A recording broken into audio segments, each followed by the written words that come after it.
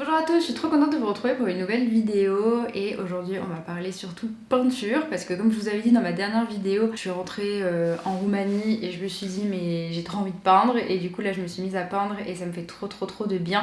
Surtout que le soleil commence à sortir, les oiseaux commencent à chanter et je me dis c'est vraiment le moment que j'adore pour peindre donc je me suis lancée à fond dans la peinture. Et je suis allée un peu plus loin que d'habitude, c'est-à-dire que là, je me suis carrément inscrite à des cours de peinture en ligne. Donc j'attends de voir comment ça va se passer. Je me suis inscrite sur les cours de René Milone. Ceux qui payent, vous connaissez peut-être. C'est un mec, il est trop... Genre, il a l'air trop gentil. Déjà, il fait des vidéos YouTube, donc n'hésitez pas à aller voir sa chaîne. D'ailleurs, je crois que c'est René Milone, sa chaîne. Et en fait, il dégage... Enfin, il a un capital sympathie qui est assez incroyable. Je sais pas, c'est un professeur, mais hyper bienveillant. C'est vraiment... ça se voit qu'il est passionné par ce qu'il fait, qu'il a vraiment envie de transmettre. Enfin, il a vraiment envie, en fait, que chaque personne, qu'elle soit débutante, qui n'a jamais tenu un pinceau de sa vie, voire même un crayon de sa vie, puisse, en fait, se sentir légitime de peindre, puisse se mettre à peindre, puisse exprimer sa créativité, etc. Et vraiment, j'adore ce mec. Enfin, quand je le regarde, je sais pas, ça m'apaise vraiment et la façon qu'il a d'expliquer, ça me bloque pas. Enfin, je me dis pas, mais waouh, mais ça me paraît beaucoup trop compliqué, je vais jamais y arriver. Au contraire, en fait, ça me donne vraiment envie d'essayer. Et je me dis, la façon dont il en parle, la façon dont il l'explique, ça m'a pas l'air si compliqué que ça, donc je vais pouvoir y arriver. Et c'est ça que j'adore dans ses vidéos. Et du coup, j'ai décidé de m'inscrire à un mois de cours en ligne avec lui. Donc je vais voir comment ça fonctionne. D'après ce que j'ai compris, c'est pas des cours en direct, en fait, c'est vraiment des vidéos, des articles, etc. qui partagent. Et on peut demander aussi de faire corriger sa peinture ou ses dessins, je pense aussi. Et on peut demander un coaching aussi. Je sais pas pour le coup si c'est le même prix. Vous pourrez aller voir sur son site, tout est expliqué de toute façon. Par contre, son site, c'est pas René Milone, c'est Milone Art Academy, je crois. Je vous remettrai tous les liens de toute façon dans la barre d'infos. Du coup, voilà, je suis trop contente de m'être inscrite. J'ai trop hâte de commencer les cours. Surtout que j'ai vu qu'il y avait mais tellement de vidéos, de cours, de sujets à aborder, etc. Que je me suis dit mais j'ai trop hâte. J'avais également téléchargé son e-book gratuit qu'il propose encore, donc vous pouvez aller voir sur son site ou sur ses vidéos YouTube d'ailleurs. Dans cet e-book là, il donne plein de conseils de base qui sont vraiment hyper intéressants, dont le fait aussi de toujours avoir un carnet de croquis sur soi et de dessiner le plus régulièrement possible. Et moi je me suis fixée du coup, j'ai essayé de me dire bon bah tu vas essayer de dessiner tous les jours.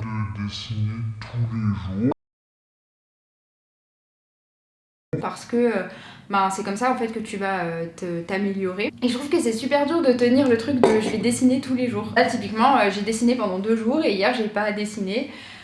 Et je me suis dit que pour me mettre une discipline, si je m'inscrivais à ces cours, ça m'obligerait à avoir une meilleure discipline je pense. Et du coup je me force pas du tout, hein. C'est vraiment, je parle pas de discipline en mode c'est quelque chose de super dur, il faut le travailler, etc.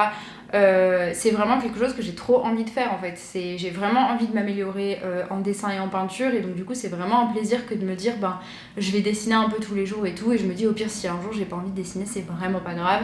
Mais c'est juste pour stimuler un peu la créativité, voilà, me dire aujourd'hui j'ai pas forcément d'idée pour dessiner ou pour peindre, mais en fait si je commence à m'y mettre, l'idée va aussi venir. Il y a aussi de ça en fait, c'est pour ça aussi que j'aimerais prendre au moins mon carnet de croquis tous les jours et voir si quelque chose me vient, parce que la créativité c'est vraiment un muscle, et donc du coup si je me dis que si je me mets à ouvrir mon carnet tous les jours et à vouloir dessiner quelque chose, en fait les idées elles vont venir au fur et à mesure, et je vais apprendre forcément à dessiner de plus en plus de choses, et voilà. Je vous laisse avec la suite de la vidéo.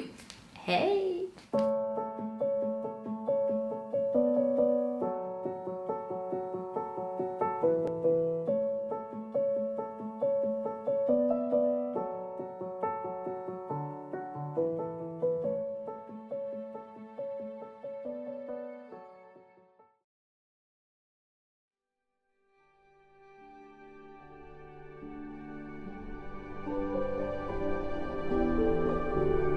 Je voulais profiter de cette vidéo pour vous parler un petit peu de l'anxiété vis-à-vis de la créativité, qui peut se manifester de manière assez différente.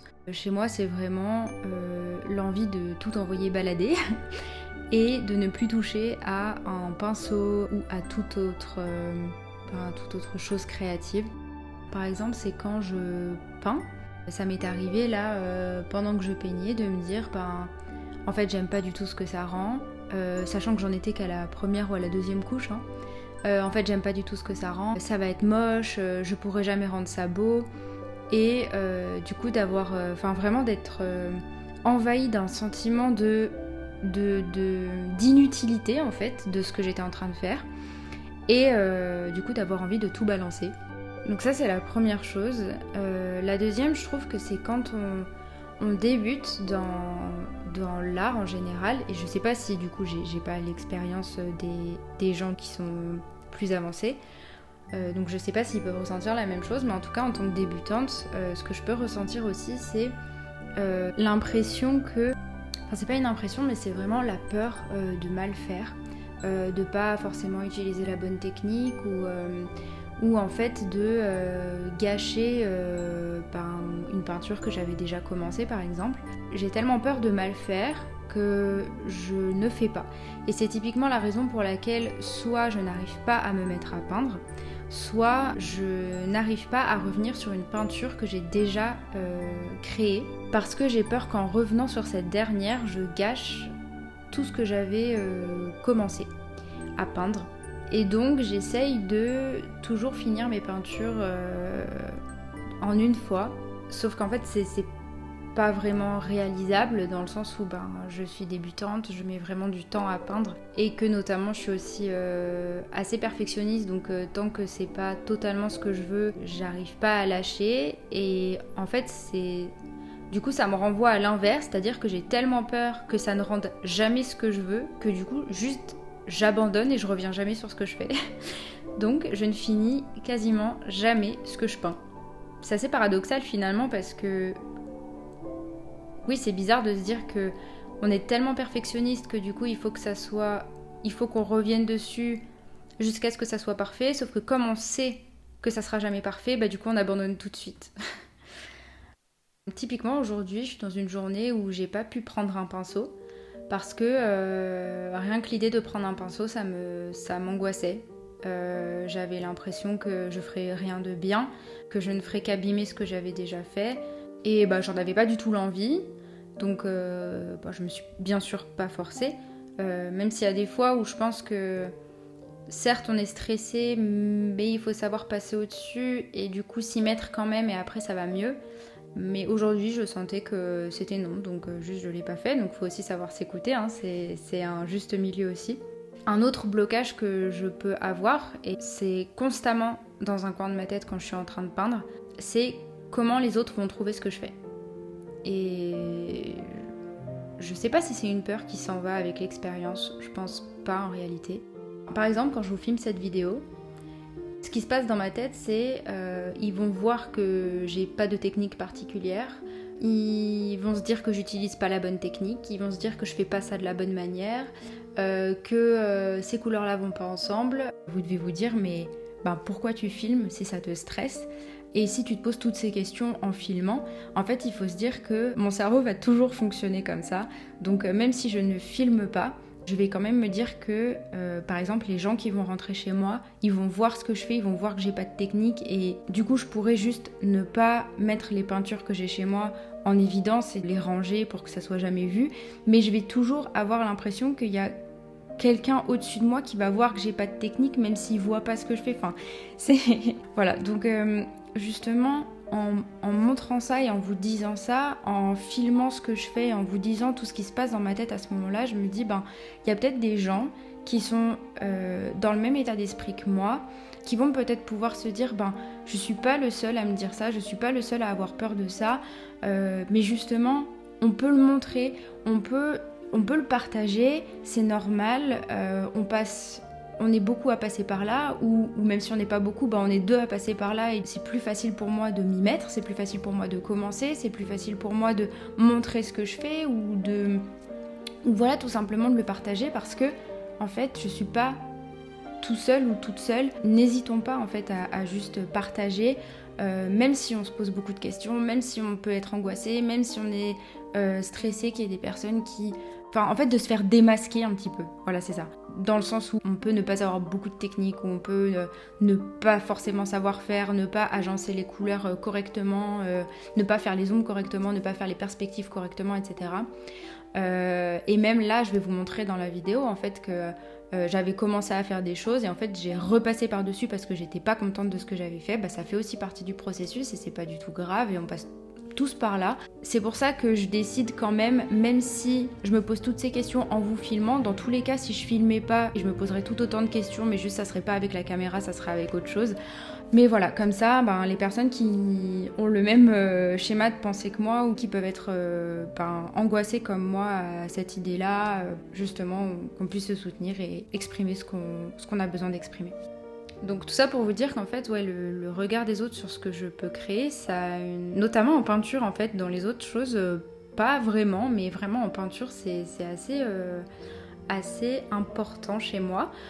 C'est-à-dire que je suis très souvent en train de demander à des proches à moi, alors généralement c'est 2 proches bien choisis, un proche qui dessine déjà et qui est très bon dans ce qu'il fait et du coup il peut me donner des conseils de techniques notamment pour les ombres et aussi pour les dessins initiaux. Donc ça c'est vraiment top parce que je peux avoir des conseils. Mais d'un autre côté, des fois, je lui demande son avis sur ce que j'ai créé. Sauf qu'en fait, je suis déçue que ça lui fasse pas la même chose qu'à moi. Par exemple, que ça lui procure pas la même émotion que moi j'ai eue en le faisant ou en le regardant. Sauf qu'en fait, c'est pas forcément possible. Déjà, parce que personne n'aura la même sensation en regardant mes peintures que moi-même.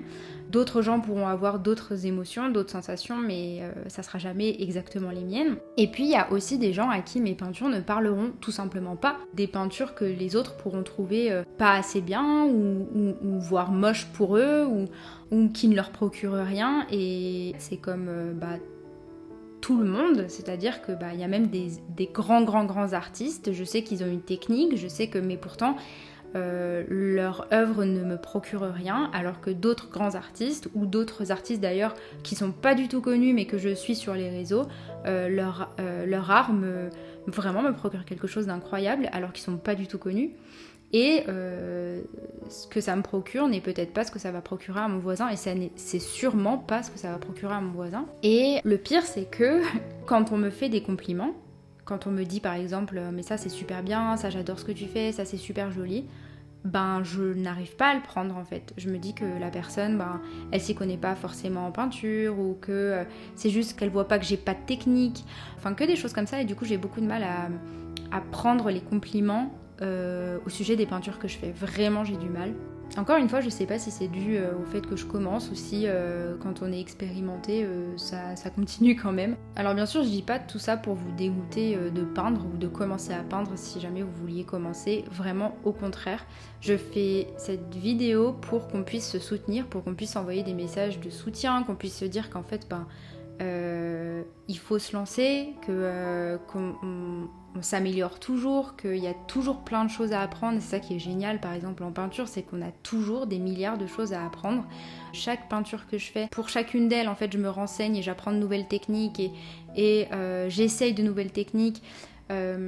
Aussi quand on est débutant, on va essayer de chercher un petit peu le style de peinture qu'on va aimer, qui va nous procurer le plus d'émotions en le peignant, qui va vraiment nous satisfaire. Et à force en fait de chercher des styles différents, finalement, vous savez, parfois on acquiert un petit peu d'expérience dans un style et puis on va se chercher dans un autre style. Sauf que personnellement, moi j'ai l'impression quand je change un peu de style que je recommence tout depuis le début. Et du coup, je me ressens totalement nulle alors que j'avais pris un tout petit peu de confiance sur la technique que j'avais avant. Enfin, la technique, ma façon de peindre que j'avais avant. Voilà, je fais vraiment cette vidéo pour qu'on puisse, encore une fois, se soutenir, s'envoyer des messages de soutien, s'envoyer tout plein d'encouragement pour qu'on puisse s'entraider. Je vous parle d'un endroit où j'apprends et j'espère que que ça peut vous aider à vous apaiser face à la peinture, à surtout vous apaiser par rapport au regard que vous pouvez avoir sur vos créations. Je pense qu'il faut être beaucoup plus doux avec soi et aussi, je pense, bien que je n'arrive pas à m'appliquer ce conseil, mais je pense que de demander aux gens ce qu'ils pensent de vos créations n'est pas une bonne idée du tout. demander des conseils de technique, demander comment on fait la perspective, comment on fait les ombres, les lumières, etc. Comment on joue avec les couleurs. Ça, par contre, c'est quelque chose qu'on peut demander et qu'il faut surtout pas hésiter à demander parce qu'on a plein de choses à apprendre des personnes autour de nous. Par contre, ne pas demander l'avis des gens sur ce qu'ils pensent de ce que vous faites. Parce que d'un côté, ça peut vous bloquer. Par exemple, si je montre ce que je fais à 2 personnes, ça se trouve, ces 2 personnes, elles n'ont pas du tout la même façon de ressentir l'art que moi, elles n'ont pas du tout le même style que moi, et ce que je fais va pas du tout les toucher. Et donc, je vais m'empêcher de montrer ça aux gens parce que les personnes à qui je l'ai montré ne sont pas touchées par ce que je fais. Ce qui fait que je vais m'empêcher de le diffuser, je vais m'empêcher de montrer ce que je fais aux gens, alors qu'en fait, c'est en montrant ce que je fais aux gens que je vais pouvoir rencontrer d'autres personnes qui sont sensibles au même style que moi et qui sont sensibles à la même fibre que moi en réalité. Le mieux serait, et ce que je n'arrive absolument pas à m'appliquer à moi-même, mais le mieux si on veut exposer notre art ou si on veut le diffuser, c'est vraiment de le diffuser. Bon, moi, j'en suis pas à un stade où je peux diffuser ce que je fais. Je m'estime pas, en tout cas. Il y a peut-être des gens qui voudraient le faire dès le départ. Moi, actuellement, peut-être que ça va changer de la semaine prochaine, hein, mais moi, actuellement, je m'estime pas dans un stade où j'ai l'envie de diffuser ce que je fais et l'expérience de pouvoir diffuser ce que je fais. Moi, ce que je veux diffuser, c'est vraiment le processus créatif en lui-même et pas vraiment le rendu final parce que voilà, j'estime pas que mon rendu final... En fait, je suis pas assez contente de mon rendu final pour pouvoir le diffuser, c'est plutôt ça. Mais le jour où je serai assez contente moi-même du rendu final pour le diffuser à quelqu'un, je pense que ça sera important de le diffuser, même si les personnes autour de moi trouvent que ce n'est pas leur style ou que voilà, c'est pas à leur goût, ça sera très important que je le diffuse quand même si j'ai envie de le faire parce que c'est comme ça que je vais rencontrer des gens qui seront sensibles à ce que je fais. Voilà, donc tout ça pour vous dire, gardez confiance en ce que vous faites, gardez foi en vous, n'abandonnez pas vos toiles à la première ou à la deuxième couche, et ça c'est d'ailleurs un conseil de René Milone, c'est justement en fait de ne pas abandonner dès la première ou la deuxième couche, même quand on trouve ça moche, parce que la première et la deuxième couche sont rarement jolies, et donc on peut toujours reprendre, on peut toujours s'améliorer, on peut toujours améliorer la toile. Je sais que c'est difficile de pas être frustré, mais je pense que le plus important c'est vraiment de s'entraîner, même si ça paraît assez paradoxal parce que d'un côté on voudrait s'entraîner et peindre de plus en plus, mais en fait quand on peint, en tout cas en étant débutant, j'ai l'impression qu'on est rarement satisfait par ce qu'on fait, donc si on est rarement satisfait, ça veut dire qu'on va peindre tous les jours, mais que tous les jours on va être frustré et pas satisfait, donc ça peut nous amener à arrêter. Et je pense que c'est cette étape-là qu'il faut passer en fait, c'est que oui, on va être frustré pendant plusieurs fois, pendant un certain temps, mais au bout d'un moment, on va réussir à faire quelque chose qui nous plaît. Je pense que c'est important de se dire ça et de garder en tête qu'on va finir par faire quelque chose qui nous plaît. Il faut vraiment continuer, demander des conseils, prendre des cours si vous avez envie de prendre des cours, et voilà. Sur ce, je vais vous souhaiter une très très bonne journée ou soirée. Si vous voulez soutenir cette chaîne, n'hésitez pas à mettre des commentaires, à mettre des j'aime et à vous abonner parce que c'est comme ça que vous aidez le plus la chaîne. Et puis en plus, j'adore lire vos commentaires, que ce soit des commentaires ou des messages privés, j'adore vous lire, donc n'hésitez pas. Et puis je vous dis à la prochaine vidéo.